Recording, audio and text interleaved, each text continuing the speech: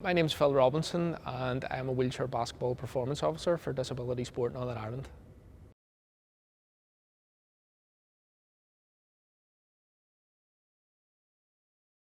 I think it's massive, to be honest with you. It allows us a chance to actually look at the people within our pathway and assess our strengths and weaknesses in regards to how we can actually build success in the future.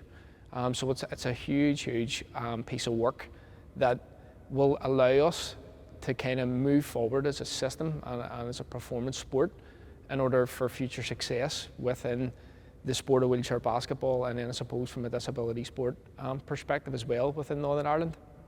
The other part of that as well is having an understanding of the people that are actually coming through into your pathways and their journeys that they've kind of taken to be there, from grassroots level at club right up through into performance level is really key, and it's part of the I suppose the process in which we can go through to make sure that we understand our sport better, the people within it, and then how we can actually claim a wee bit more success from the stuff that we've already had in the past.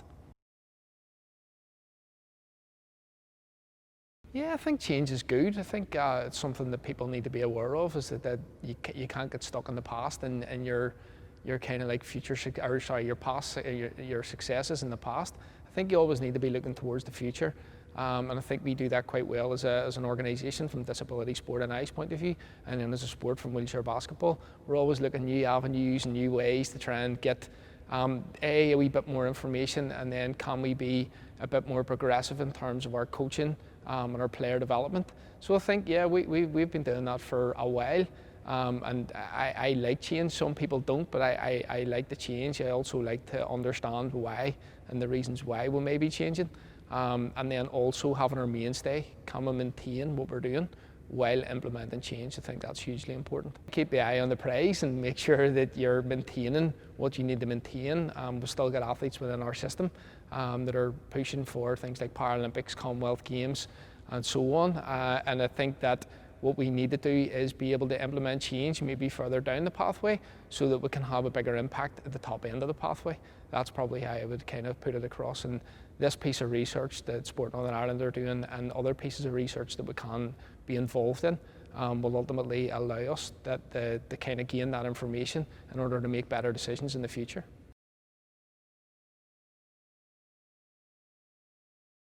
I suppose the big one there is it's in our culture and it's in our DNA as Disability Sport NI and as a sport of wheelchair basketball. We have massive amounts of different types of varying disabilities within our sport, and I suppose it's something that comes kind of naturally within our environment. So that would be one thing. I think that in terms of how we approach things, in terms of trying to get new players in through the door or trying to get new coaches in, it's about, again, implementing change, being aware of your pathway, and then also not being worried about being groundbreaking and maybe trying different approaches and being flexible and fluid around the people that you're bringing into your sport. Be open-minded is probably, and don't let perceptions and barriers get in your road. I think it's something that we could do with doing a wee bit more awareness around in terms of people and who actually classifies for different types of disability sports, and especially within wheelchair basketball.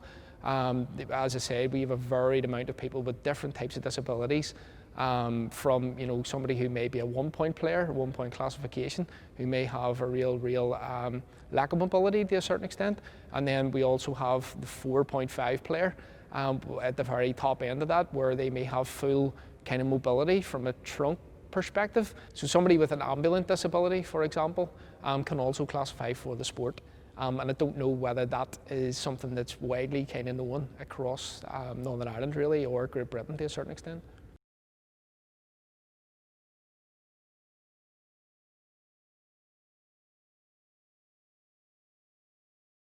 Massively. Anything, in my opinion, knowledge is power.